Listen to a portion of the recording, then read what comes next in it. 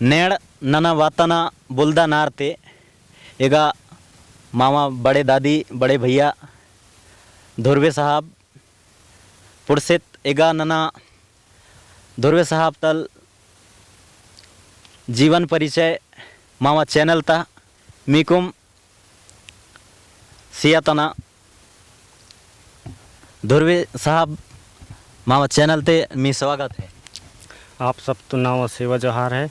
नाव सात उचतुर मावा गुरु मनोज साहब मरावी बलदत्ता सरपंच भवेदी जी और बलदत्ता मेंबर मावा सात उत्तर परस्ती जी और सबतुन सेवा जोहार और निया जितना चैनल तो नाड़ी तुर और सबतुन मावा सेवा जोहार। नियल जीवन परिचय मावा चैनल ते सीन मावा जनता तुन उड़ी बार नावापुरो लक्ष्मण धुर्वे ग्राम गिधौड़ी पोस्ट हर्राटोला ग्राम पंचायत केवलारदर विकास खंड मेहंदवानी जिला डिंडोरी मध्य प्रदेश। एमा इद गोंडी पाटातुन बत्ती संते मुरुम कीसी गोंडी पाटातुन 20 ते मुरुम कीसी साहब 2020 ते गोंडी पाटा मुरुम कीसी धुर्वे साहब नी फर्स्ट पाटा बत्ती पाटा मत्ता नावा फर्स्ट पाटा मत्ता साहब। नावा फर्स्ट पाटा है मावा जो आदिवासी समाज है बाहुन जीवन जी काता अदना ऊपर ते बने आसी मावा पाटा गीत इस प्रकार है जरा कैन चाहता था ना साहब मामा पब्लिक तो अरे ममतु मूल निवासी तिंदाले कदाबासी चाकड़ा भाजी भाई खट्टो जावा उंजी कियाले बनी बुता गंडवाना वासी हो। अरे ममतु मूल निवासी तिंदाले कदाबासी चाकड़ा भाजी भाई खट्टो जावा उंजी कियाले बनी बुता गंडवाना वासी हो।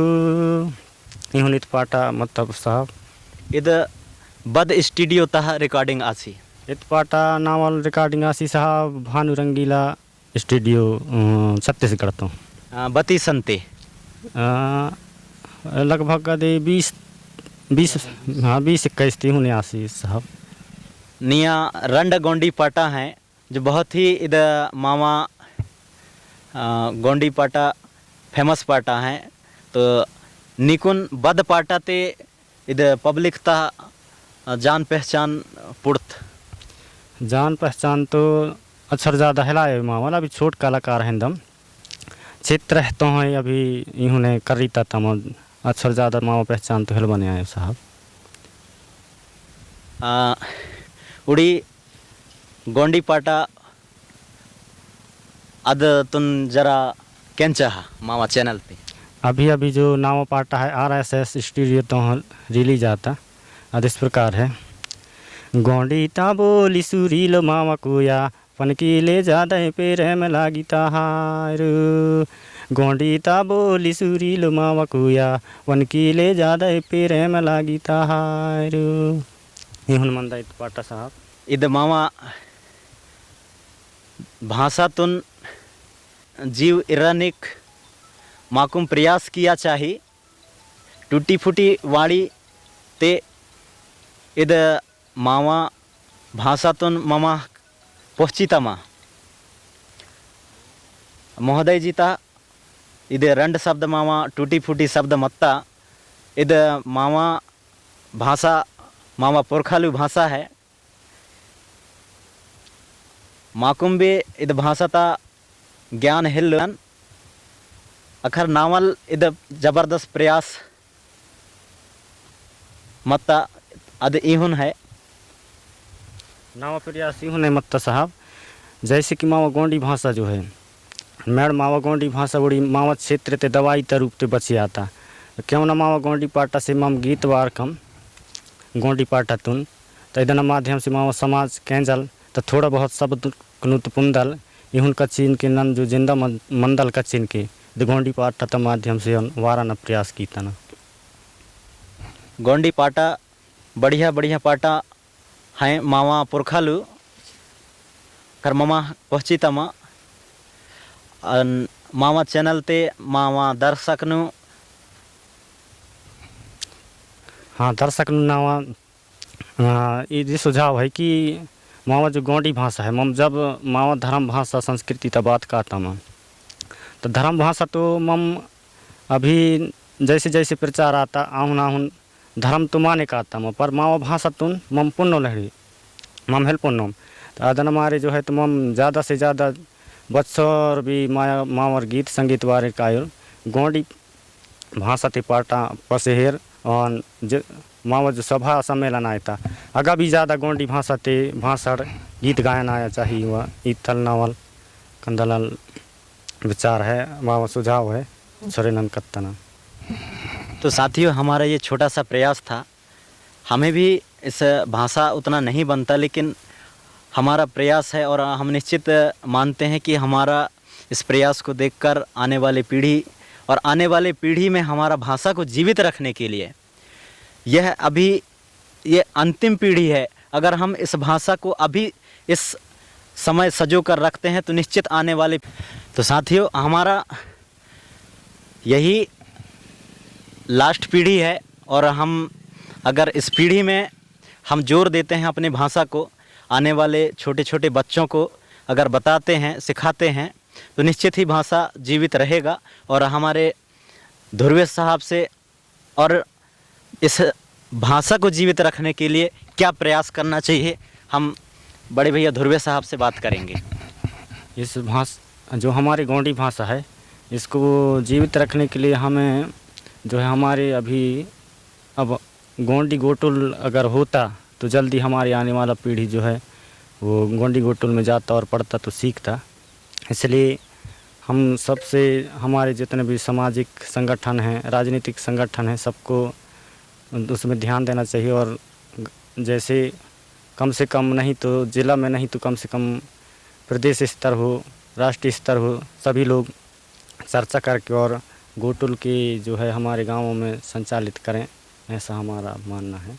निश्चित ही अगर ऐसा गोटुल का व्यवस्था होता है तो आने वाले पीढ़ी को सीखने में मुश्किल नहीं होगा, क्योंकि हम छोटे छोटे थे तब उस टाइम हम बराबर गोंडी भाषा में बात कर लेते थे, लेकिन बड़े होते गए धीरे धीरे गांव छोड़ के कहीं बाहर रहना, यहाँ रहना, वहाँ रहना, हमारे साथ बोलचाल करने वाले व्यक्ति नहीं मिले, इसलिए हम खुद ही आज बोलचाल करने में सक्षम नहीं हैं।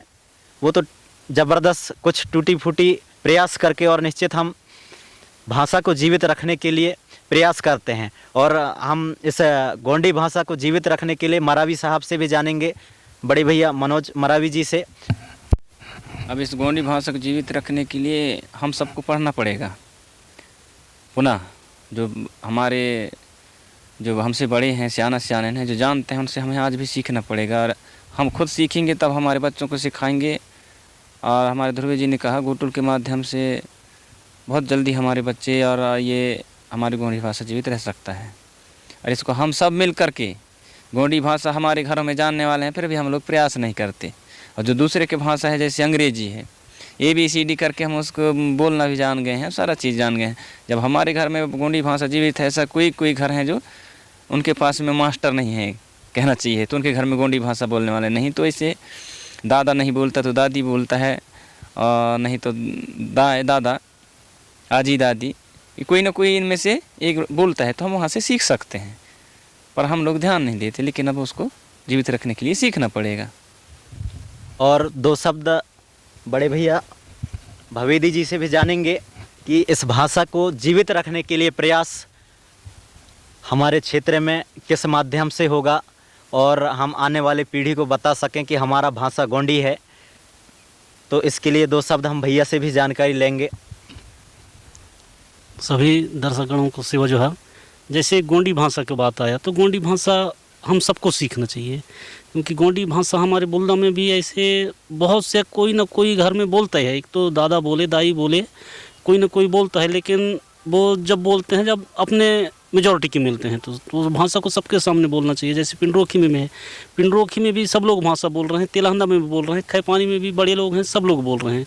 तो इसके लिए यही है कि हमारे संगीत गुरु प्रेम साह मरावी कह रहा है कि स्कूल में पढ़ना कोई पढ़ना नहीं है। बिल्कुल तो भाई पुरखा ज्ञान होना चाहिए। मरावी का कहना है पुरखा ज्ञान। भाई स्कूल में भी पढ़ो और पुरखा ज्ञान भी पढ़ो। पहले का है हमारे पुरखा लोग जो है तो शहरी जलाते थे, शहरी जलाए वहाँ इस ठंड के समय में बैठ जाते थे 3-4 घर के इकट्ठे।